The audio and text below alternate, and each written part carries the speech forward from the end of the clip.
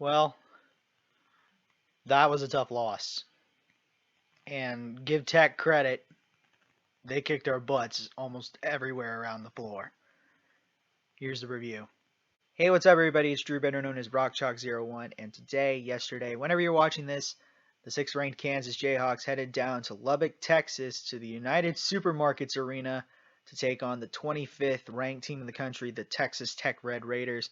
And KU did come up short by a final score of 75-67, which gave KU its second loss of the season. What else can I say about this game but Tech played out of their minds and they won this comfortably. With the loss, that is the 5th consecutive AP Top 25 loss that KU has had in a row, which is the most under Bill Self at all as head coach. So a lot of things went wrong on KU's side. But there was some guys who actually stepped up and kind of gave KU a chance, a running chance, but still, a lot of things went wrong. We gave up so many good looks for Texas Tech, and, KU ended up losing. So, KU's now 1-1 in conference. Got a little bit of help from other teams around the league, as Iowa State also fell and Texas fell, but this one hurts the most. So, anyway, without further ado, for those of you who don't know, I give positives and negatives about the game. Give a player the game and a player who needs to improve. Without further ado, let's jump into this shit. So, my positives in this video is actually going to be very, very, very small. Let's see. I only got 4 main positives that I got out of this game.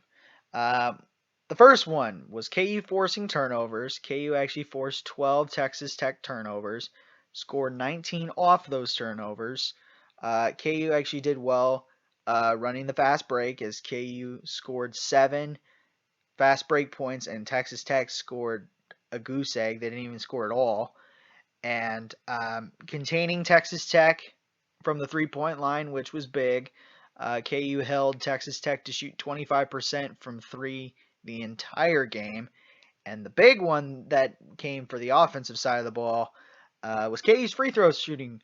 KU actually did probably the best performance from the free throw line all season long, as KU shot 83% from the free throw line, which is great. And unfortunately, a lot of the negatives outweigh the positives in this game. Where do I start?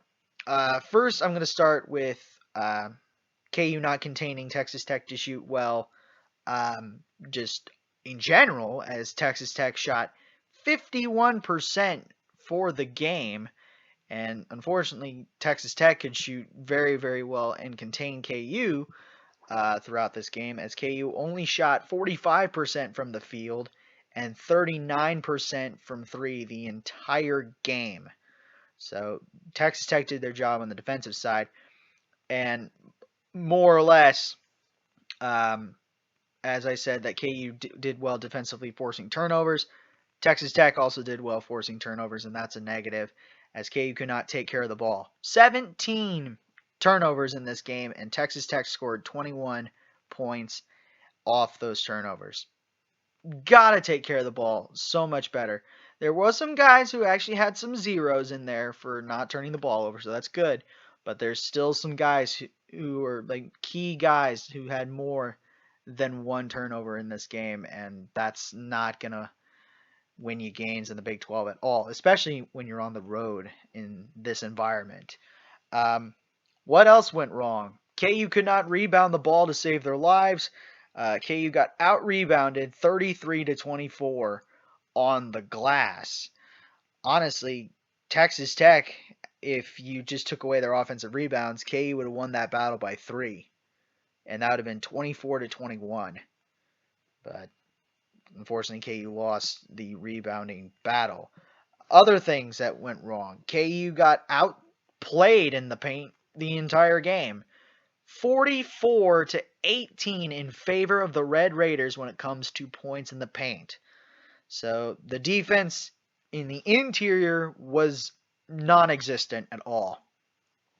And not only that, Texas Tech had more second chance points than KU, 15-5, and more bench points, 14-11. So a lot of things went wrong in this game. So with that being said, those were my positives and negatives. So I think for the first time this season, but I may be wrong, I am actually going to give co-players of the game. Just if we had a little bit more scoring and they were a little bit more all around when it comes to rebounding, assists, steals, blocks, you get the point for that. We actually could have had a better chance to win this game, but unfortunately that didn't happen. So anyway, um, first player of the game, he's been pretty much in the conversation or was the player of the game almost the majority of every game this season. That was Ochai Agbaji. 24 points, 4 rebounds, and 2 assists in 35 minutes of play. Had a little bit of a cold streak leading into this game as he was averaging like 13, 14, had like a 16-point game a couple days ago. Um, but finally, he got back to what he was doing earlier in the season, averaging about 25 a game. So that was that. But he actually shot the ball very well in this game. 7 to 12 from the field, 6 of 9 from beyond the arc, and 4 for 4 from the free throw line. So, yeah, above 50% from the field, 67% from the three, and 100% from the line, getting 24 points. So that was good numbers there. The next guy that I'm also going to give the player of the game to is Jalen Wilson, his first time being named player of the game this season. Where was this? 20 points, 2 rebounds, 3 steals, 1 block in 32 minutes of play. We needed this, and we missed this for majority of this season. I mean, he had a couple games where he got like 7, and it's like, okay, that's fine, but we needed this outlier this season, and finally we get it. Um, with the cold numbers that have happened while he was on the floor, finally this game he actually shot the ball very well and did great. 6 of 8 from the field, 3 for 5 from beyond the arc, and finally from the free throw line he did well, shooting 5 for 6 from the charity stripe. So 75% from the field, 60 from 3, and if I do my math right, 83% from the line in this game. And he wasn't doing that at all this season. I think he was shooting like 30%, something sub 30 or maybe just cracking 30 from the field. Was non-existent from 3. He only made 2 out of like 22 to start before this game, and then he was 37% from the charity stripe. So his numbers have increased a lot, thank God, but also the scoring increased, which was great, and it's good to have that factor back. So co-players of the game is Agbaji and Wilson. Player who needs to improve, and there is many candidates that could be this.